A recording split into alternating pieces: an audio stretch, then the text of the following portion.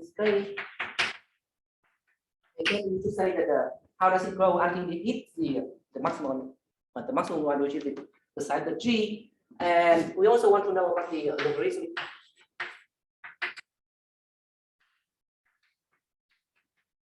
grows. Of course, we can look at some example, and definitely you can see that your A is contained in the proper support G, and of course there's no growth. I mean, up to some point, right? I mean, everything is just confined within your H, so no growth.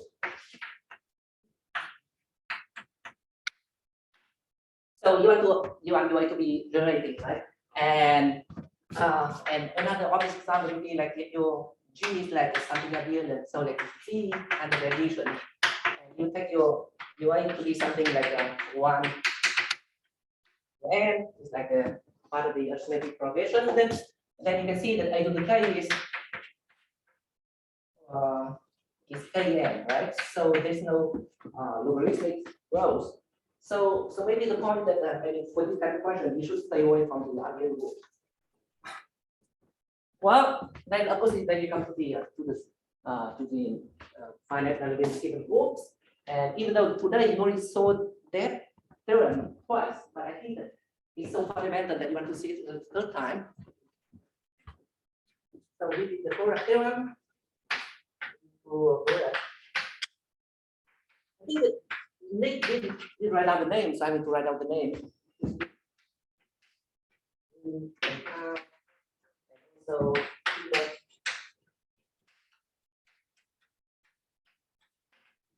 So basically, the theorem saying that you have the 3-step growth for the finite unbounded group, the one line.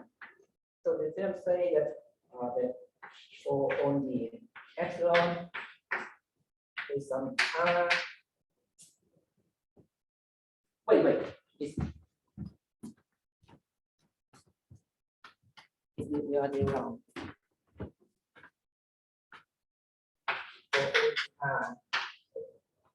For the iteration R, there's some epsilon depending on such that you can see there's a group of finite, like and also R, and you if you add this is a really big, and either the A cube is the entire G or the size of A cube A to be 1 plus epsilon. So let's talk about the dual property.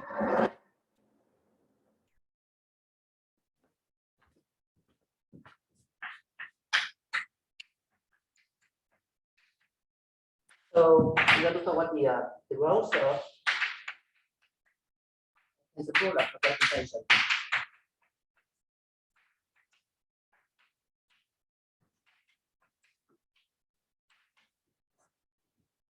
So I should define some measure on the set of the complex representation.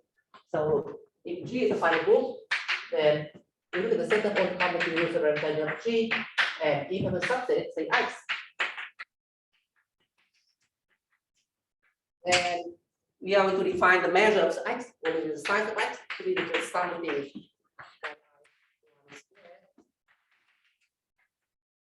So we can see that this is a Larsen measure, but it's no less than the measure of your X. You can equal to the order of G, you can only the X is the entire set. Now, if you have a character of G, we reduce one, and you can look at the support, which is the set of the constituent. And then we define the measure of your chi to be just the measure of the support. Right. And then you can just look at the same problem. So how does measure chi to k grow with k? And again, we want to know whether there's some logarithmic growth.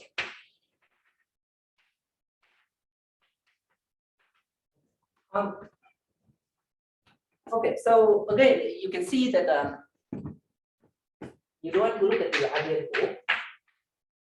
So do not look at the ideal group by the obvious reason that if you calculate Newton, then calculate the same measure at time, which is 1.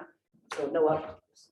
And if you say that if you think that the ideal group are 2 trillion, then you look at the extra expression people of the equal to 2n plus 1. Okay, so for instance, billion.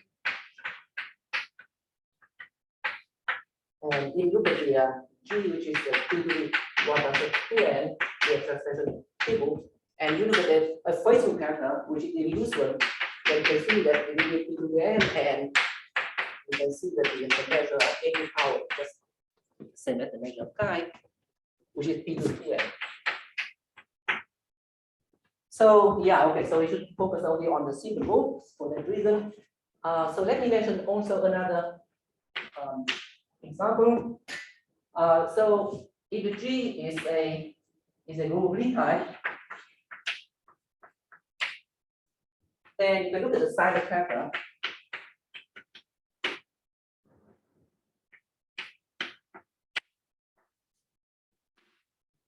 Then the theorem due to Jan and Stefan Pi and Alexi.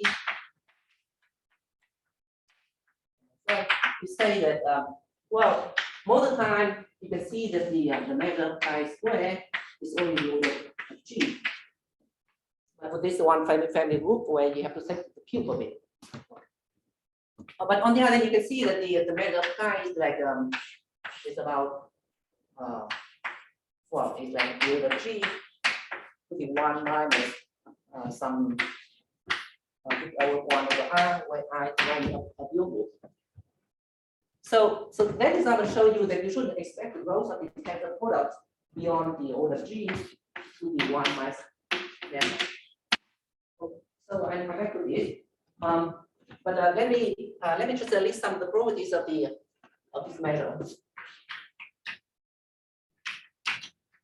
Okay.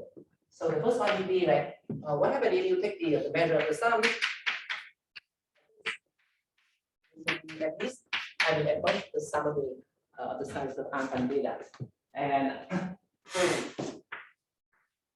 you can also look at the product, and this should be so these rules are really elementary. Surprisingly, the third one is actually a theorem which say that if you look at the measure of alpha and beta, then this is at least the max of the alpha. So for the subset of group, then this is not a problem at all. But for the tensor product of representation, then it's not easy to prove it. Yeah, and in fact, we can also characterize the instances where you have equality. So for instance, I can handle the UG symbol, and we have equality. We can only well, at least one of the alpha or beta. Let me say it this way. This set with 1 and 2. So this is one that has the trio character, or maybe one that is the entire sum only character. Yeah.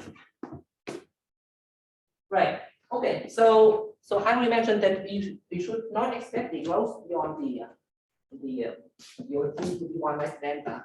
And we know that for the transition growth, and VT and PS, we tell you that you have the 3-step growth. So for the complex representation, then we can prove something like more favorable. So okay, so we can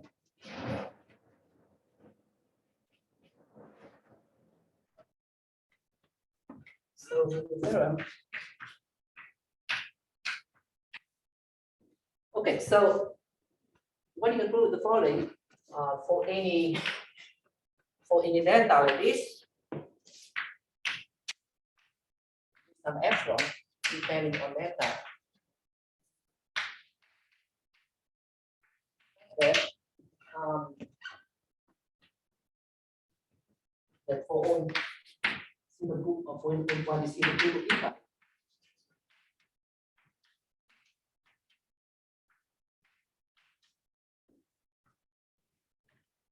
if your chi is irreducible,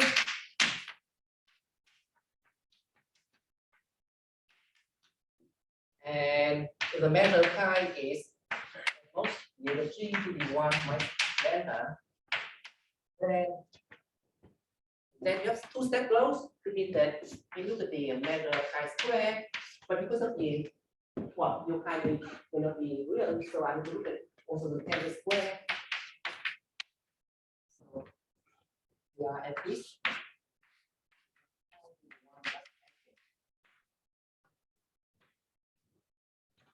But you can see that in this term we have, we have to assume that chi is irreducible.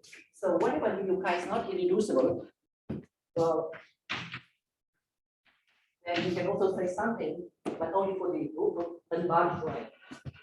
Okay, so for delta.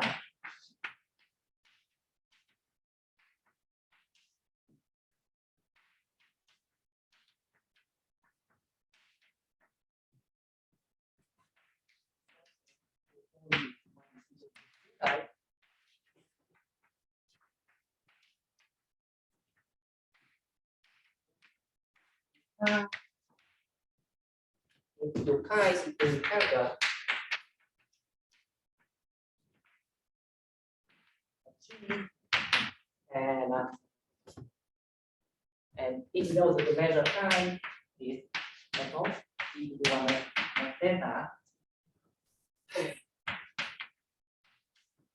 then you have the same thing.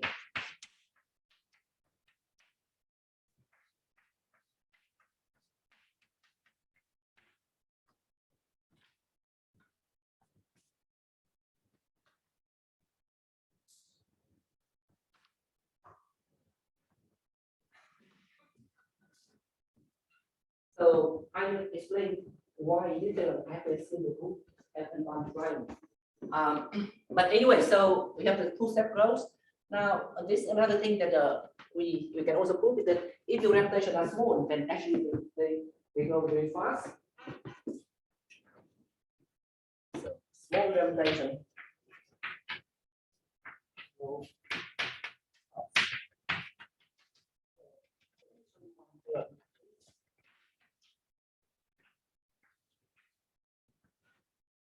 So I have to remember then the order of the delta epsilon. So now here for all epsilon with a delta and your epsilon.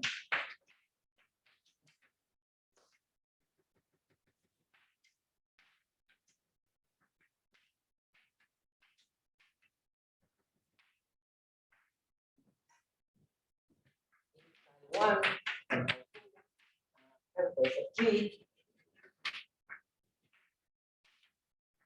Know that the measure I is G delta, and the measure I1 and I2, the measure I1 and I2.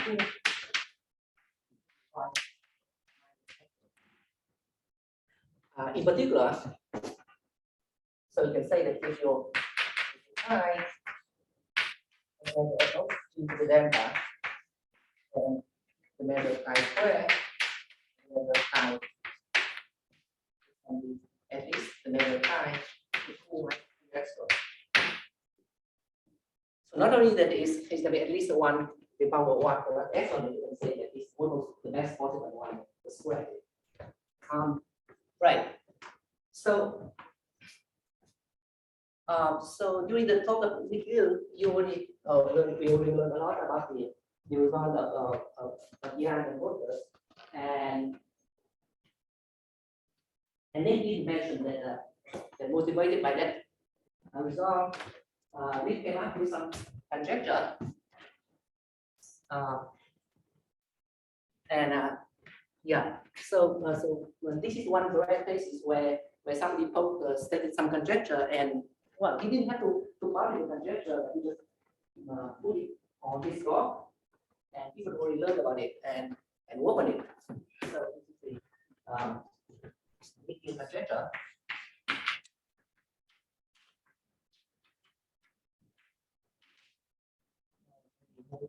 By visual approaches.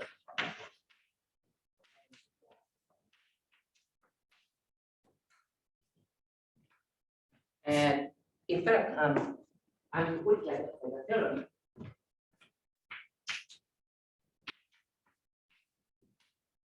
So it says the following: that there is some answer.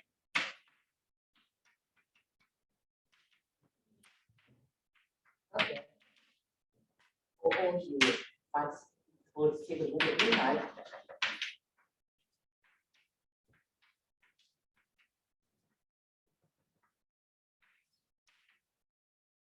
If chi 1 and chi G,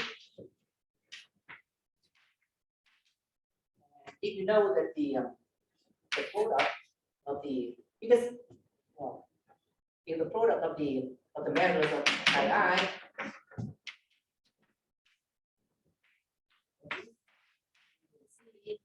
and then the chi 1, chi 2,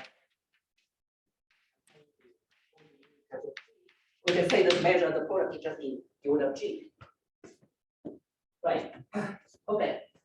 So let me explain what are the ideas we have to prove.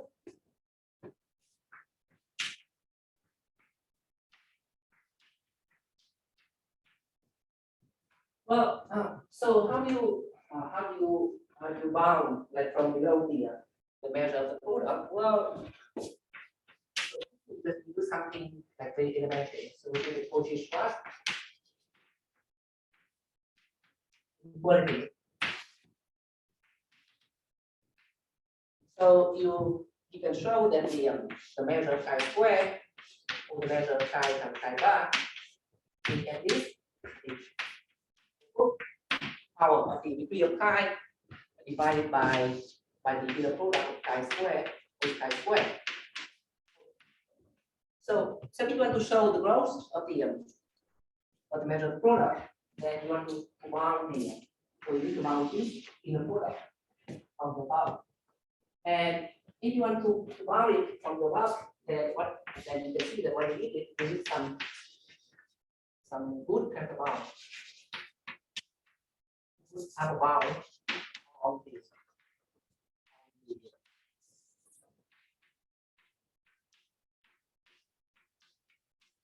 On the tensor values. Okay. So this is the well, okay. Now suppose that we work with the case where your chi is reduced. So now you G is bound, right? And the chi is reduced. And then for this purpose, you just need to use the bound of every clause. So you just need one bound.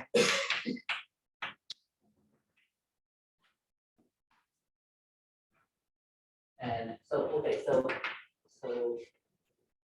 he showed out that there's some C, some consequences, maybe another one, maybe C1, not this C here. This C1 is probably from 10.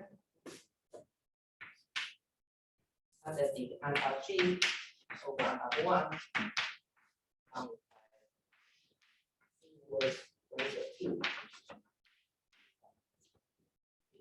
If G is like a over the G of C. Right. So you guys use one it and G is multiplied and you use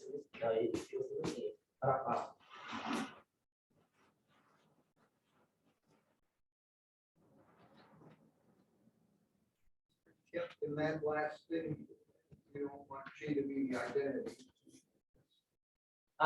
Yes. Okay. So I guess I have to assume that the G is not the identity or the like something the standard. Yes, thank you. And otherwise, it's uniform in G. It doesn't depend on G. Yeah. What? Right.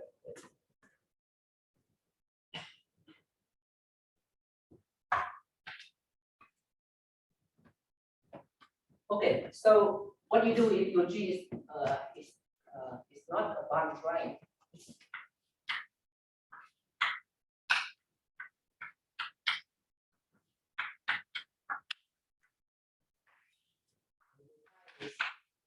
Irreducible.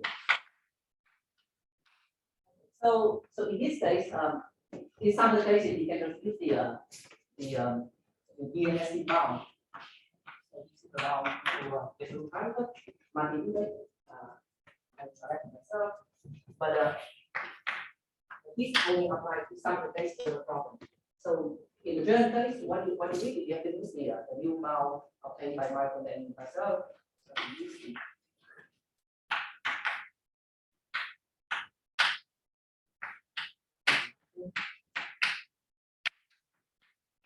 say that there is some absolute constant C, which is tiny. So that's the little C, such that all the points C type.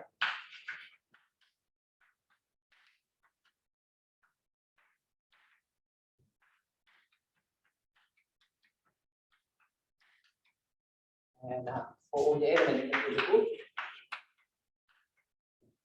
now which can be identity.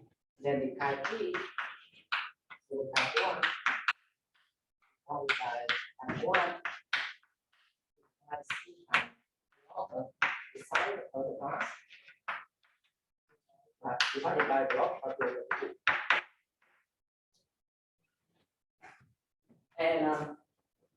And you can actually see that up to this kind of C, then this the boundary of the point shape. Okay. So this is what you are using in basic, which is a large triangle and you can use it.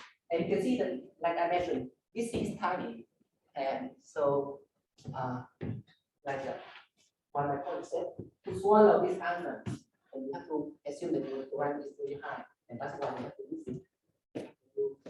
Is a large triangle. Okay, so what do you do if the guy is not irreducible? So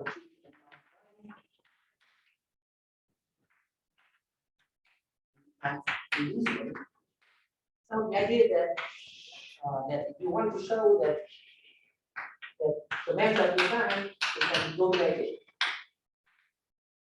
by Rutgers in the degree is considered.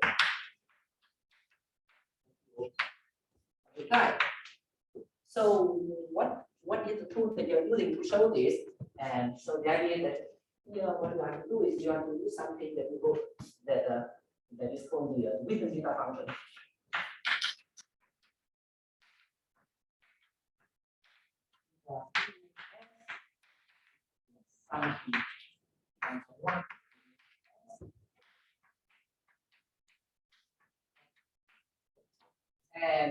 And the basic result that we have on this data function is to marking the array.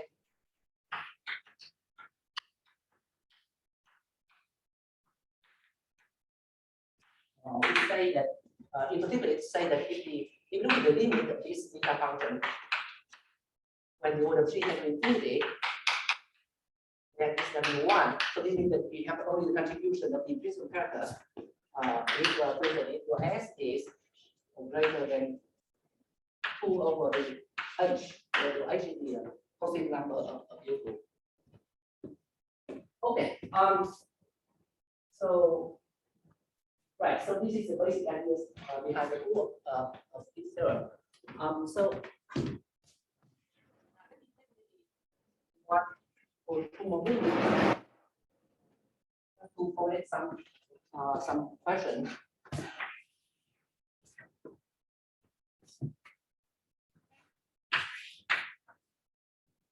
So the first question is that obviously you see that for this theorem, we assume that G is the same for E type. So what's going on with the symmetrical?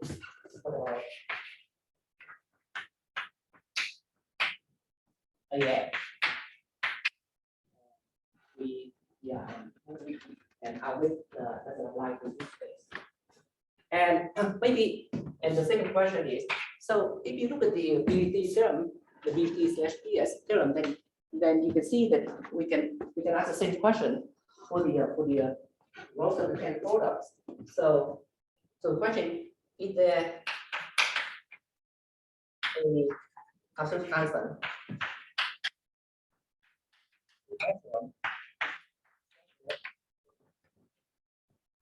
or find a suitable, or if you like, maybe you can say find suitable B type. For all the characters, say chi, G, can you say that the measure of chi 2 is at least the mu of the order of G, and the measure of chi is 1.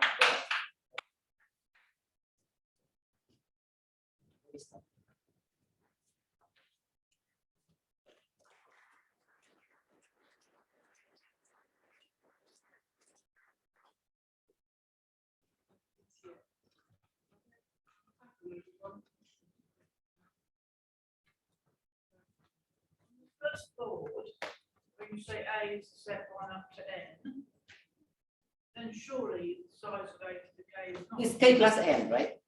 Yeah. It's kn, right? No, it's not, because you get something more than one, so you don't get all of them. Yes, yeah, you're right. It's well, you can have a repetition, right? So right. So kn minus k, right? K minus k, right? K is K up to K. Yeah, k to kn. So kn minus k plus 1 or something. Right. So basically it's kn. Yeah, right. So yeah. So you see that.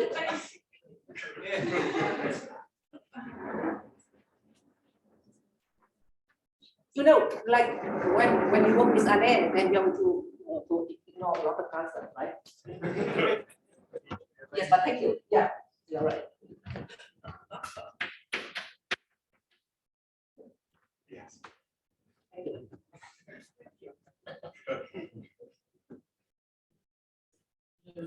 But this question, so you always deal with complex representation or complex numbers, right? And the question nature is whether similar result could be at least make sense or some progress could be obtained from prime characteristics. Yes. So the plan is mapping out, and maybe we'd like to sit down. And maybe the first question is so how do you define the measure of the modernization? Just for reducible Brown characters, forget about everything else.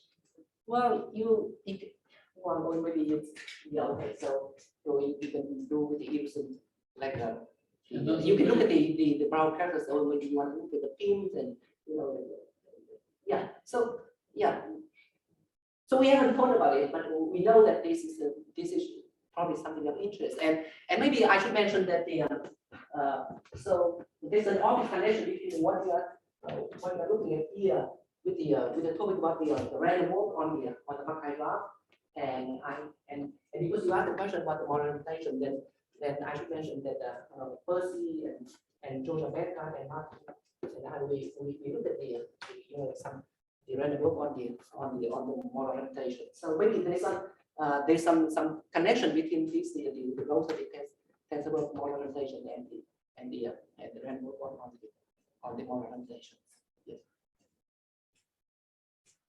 But we don't know what to expect because we haven't done our exercise. What's a reference to your theorem with Michael, that because that keeps improving, those theorems keep changing, is that?